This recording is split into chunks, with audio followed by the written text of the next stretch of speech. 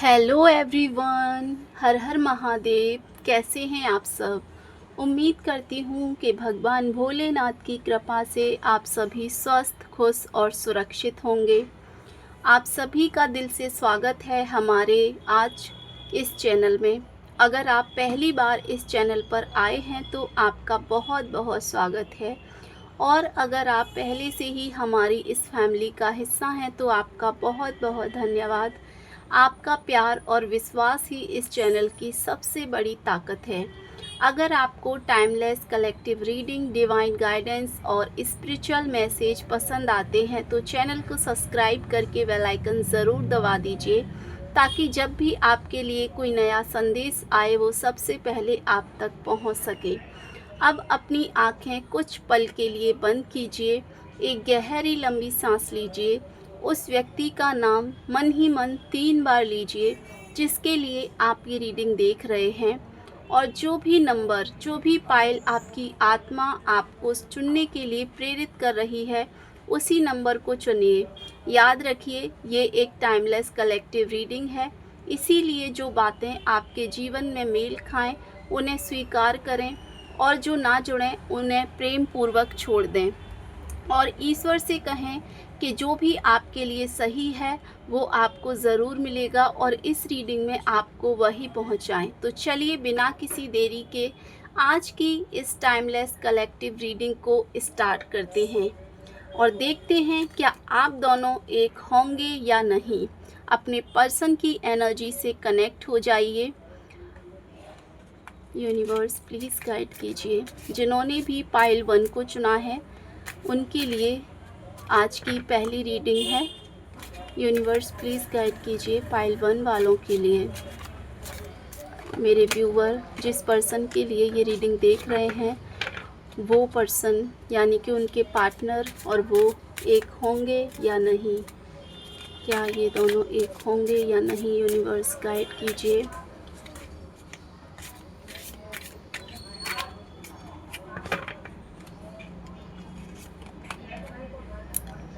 The chariot, okay. Second card है the high priestess, 8 of cups, 4 of pentacle,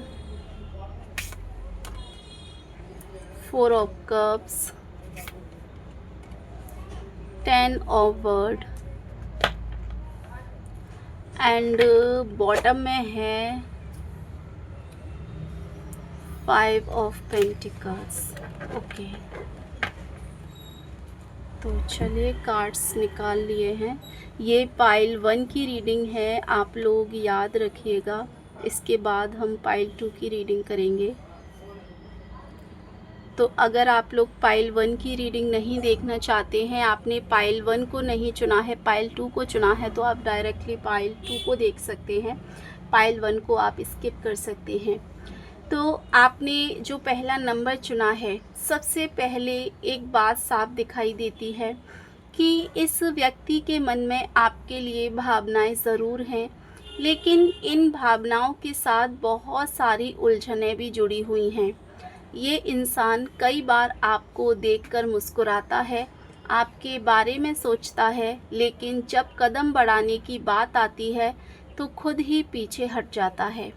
ऐसा लगता है जैसे दिल और दिमाग की लड़ाई में ये व्यक्ति बार बार हार जाता है।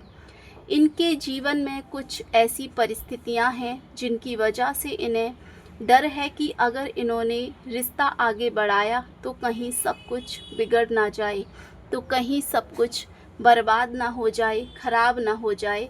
इस बात का डर इनको हमेशा रहता है। हो सकता है कि परिवार, दूरी, पुराना अनुभव या ऐसी कोई जिम्मेदारी इनके निर्णय को रोक रही है।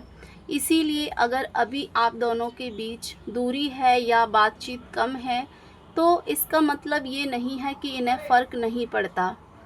ऐसा नहीं है कि उन्हें बिल्कुल भी आपके होने ना होने से फ़र्क नहीं पड़ता। डेफ़िनेटली उन्हें फ़र्क पड़ता है, लेकिन ये उसे दिखा नहीं पा रहे हैं, ये उसे दिखा नहीं सकते हैं, क्योंकि जिस तरीके की सिचुएशन इनकी लाइफ में बनी हुई है वो कहीं न कहीं इस व्यक्ति को बार-बार रोकती है।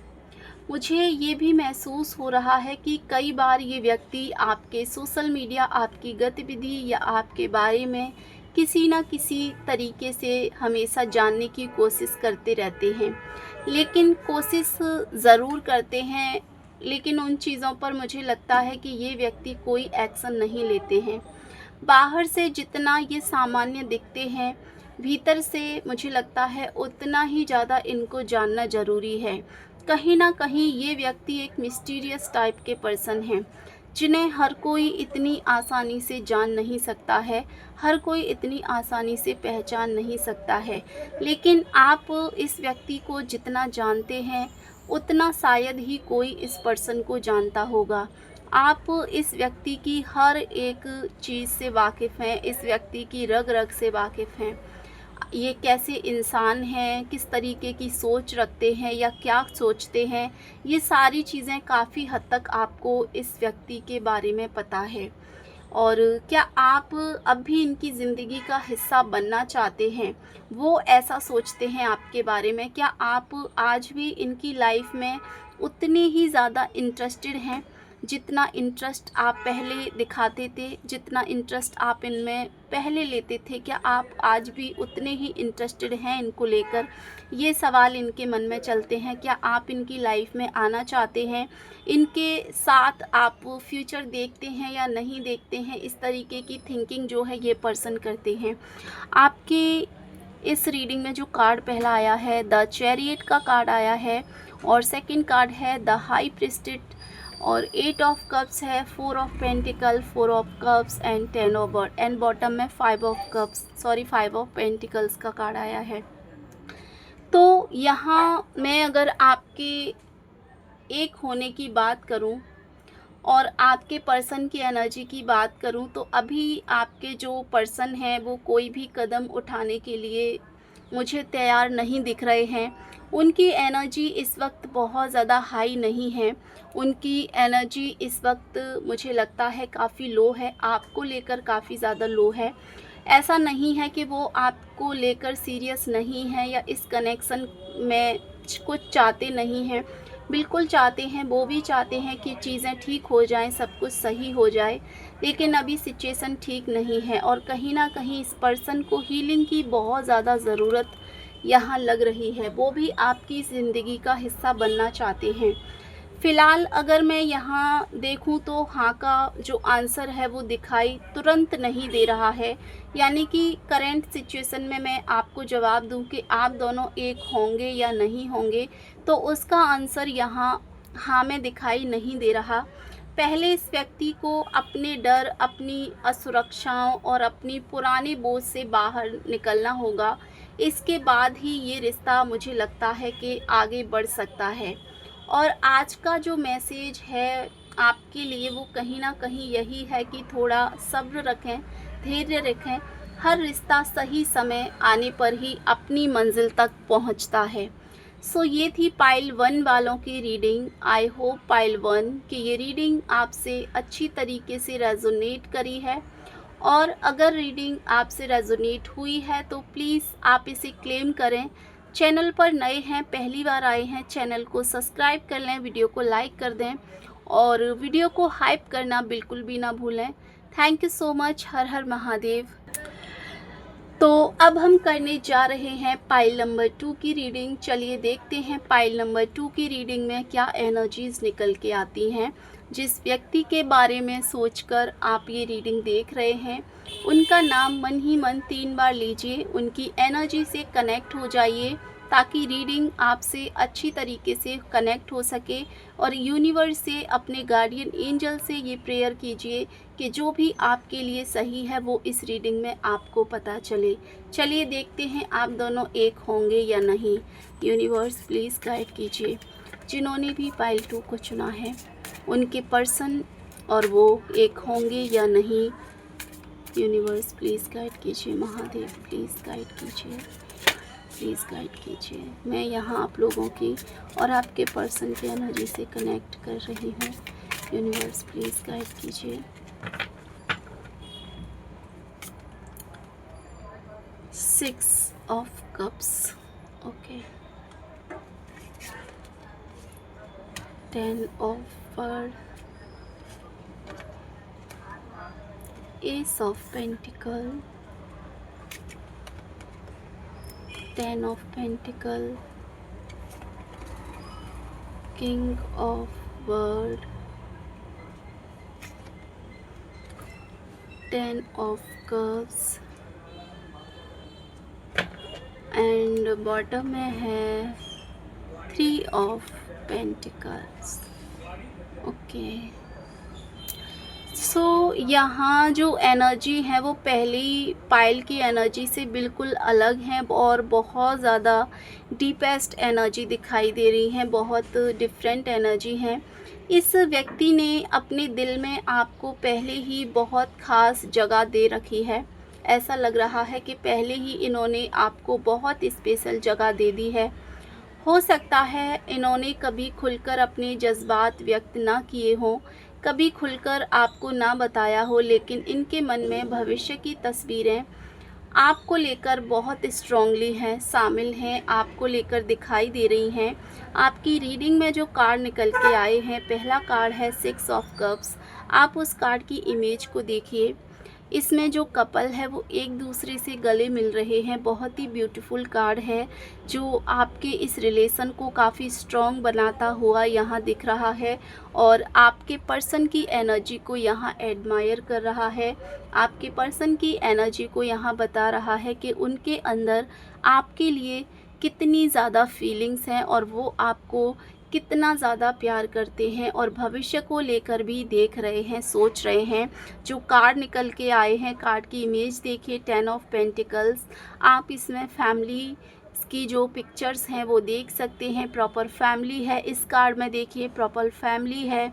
और ये वाला जो कार्ड है बॉटम में आया है 3 ऑफ पेंटिकल्स का कार्ड, वो कहीं ना कहीं क्लियरली ये दिखा रहा है कि आपके पर्सन फ्यूचर को लेकर कितना ज़्यादा सोचते हैं इस रिश्ते में।